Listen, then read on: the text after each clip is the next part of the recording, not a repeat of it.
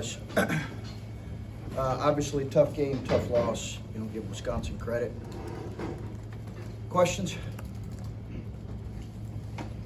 Chris, the ejection, was that something that had been building given? I've been ejected twice. Once I asked for it.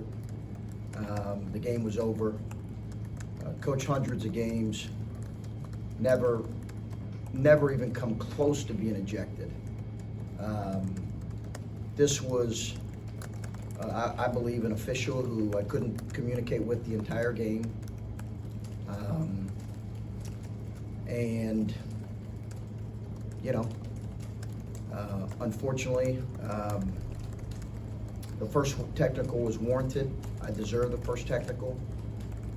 I don't believe the second one was, but officials are going to do what they want to do, and I've got to be more composed. In that situation, I wasn't composed. That's on me.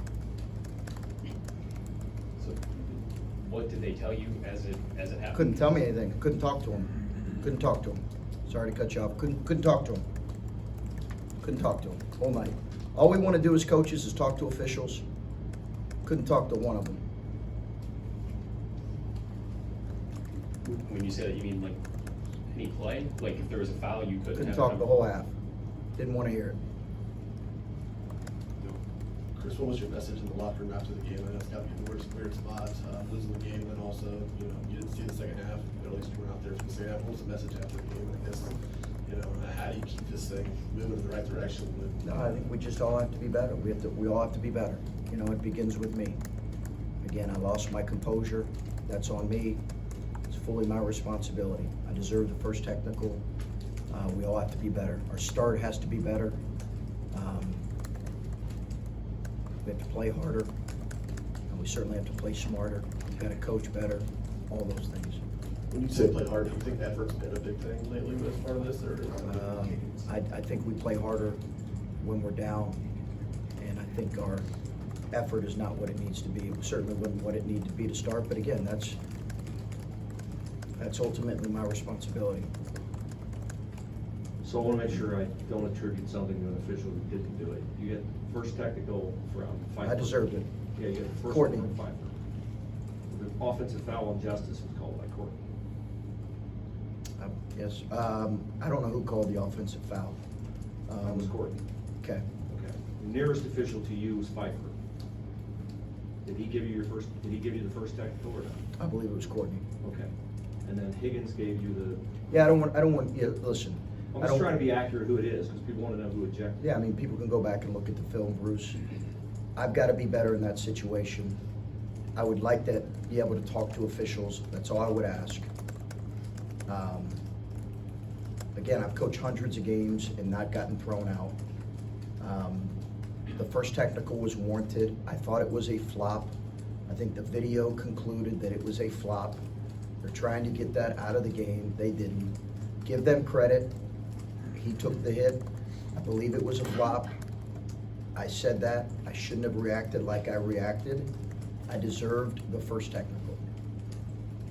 But after that, I think it was.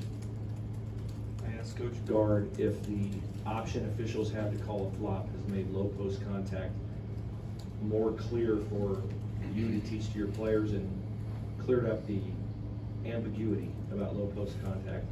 The spirit of his comments was no, it has not helped. Is that what you were frustrated about, the apparent disparity in how it's called in this game and maybe all season? I think that the flop was called much better earlier in the season. And I think that I've clearly done a poor job getting our guys to understanding that there's a technique to that. And again, I'm not taking anything away from Wisconsin. They beat us. I've said I lost my composure. That was on me. So I don't want to take anything away from their win. What did you feel like was the catalyst for the late comeback, and what was going through your mind when you were watching that, getting that? I mean, I think we've played better at times when we've been down all year, and that was certainly the case. Chris, you've asked for better leadership from your veterans. Have you seen positive movement in them? And for a night like this, what did you see from your leaders? We need more. We all need to do better. We need more. The first half, this is a team that shot like 33% their last game, and they came in, and it was kind of reminiscent a little bit of Indiana, where they had good ball movement, got open shots and hit them, and that was at one end. At the other end, you guys had 11 turnovers, maybe didn't handle their physicality. Just what was missing in the first half? I mean, beyond the 6 points they got in the last minute, it was very one-sided. It felt. Yeah, we had no bite. We had no bite early. We had no bite early, and for the first most of the first half. For you to say that in game 22, it just kind of, at this point, it seems like a repeat of what you've said after many of these similar games. I don't know, just what can be done to shake this team out of the Zed called it a slump, out of the doldrums right now to get it flipped back around. I mean, Steve, that's our job as coaches to figure out. That's what we're trying to do. That's what we're working hours on end to try to do. We're spending hours and hours trying to figure out what we need to do better to get our players in better position, and certainly to perform at a higher level. So if I had answers for you right now, then we might not have performed like we did. A couple weeks ago after Minnesota, you said that the hardest part of coaching is trying to figure out what's in the minds of 18 to 22-year-old kids. Do you have internal issues on this team that you're battling as a staff?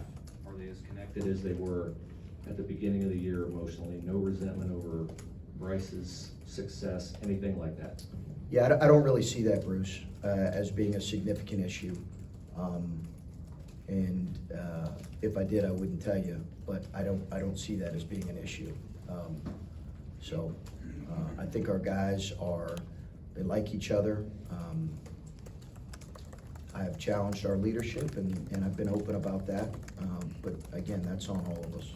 The last two, Patrick. Chris, sort of to follow up with what Steve was asking.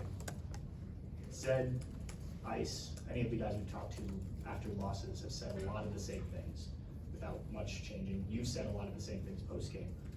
Is this in need of a bigger shakeup than what you guys have done? Is that even a possibility at this point in the season to do something different? I don't know if that's practice, I don't know if that's game. I mean, if what you're saying isn't changing, is there something else that needs to be done? Well, I mean, I think we've had some efforts that have been good in this stretch where we have not been rewarded with a win. And certainly stretches of play that have been good in this stretch where we have not won the game and not received the outcome for a variety of reasons. So I don't look at this stretch as saying we played poorly in every game. I think there have been games where we played well for the most part and lost. I thought we played very well at Rutgers and lost. I think there's also been games where we played just too poorly in too many stretches. And tonight our turnovers throughout the game were a significant issue. Our lack of just bite early was a significant issue. And then, as I mentioned, I take responsibility I just don't think we played as poised as we needed to. So I don't look at this stretch as saying, it's been the same story every game. It hasn't. And as far as significant changes, again, those are things that we'll address as a staff and spend a lot of hours trying to figure out if we need to make significant changes. Chris, when you have your veterans aren't maybe giving you as much in-game production as I'm sure you probably hoped for at the beginning of the season, when those guys, you're asking them for more leadership and they're struggling in games, how difficult is it to lead when your shot isn't falling, when you're turning the ball over, or just not performing maybe at the level that would help create a winning performance? I feel like a guy like EJ Liddell on this team, when you know he's going to lead you in practice, you know he's going to do all those things he did off the court, and he's going to go out and get you 15 to 20 a night. Like, you don't seem to have that right now. How hard is it to lead when you're not producing in a game? I think, the good ones find a way, but obviously it helps if your best players are your best leaders. And that was certainly the case with him. And his voice was consistent, and his approach was consistent every day. But he also had help with that. You know, he had some older guys with Kyle and Justin and other guys who were helping. So it's not on any one or two specific guys. I think there needs to be a better collective effort. We've got to figure out how to reach them at a higher level. Again, this is my and our responsibility, and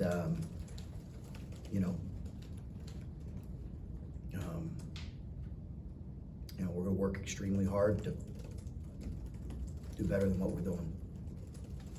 Thanks.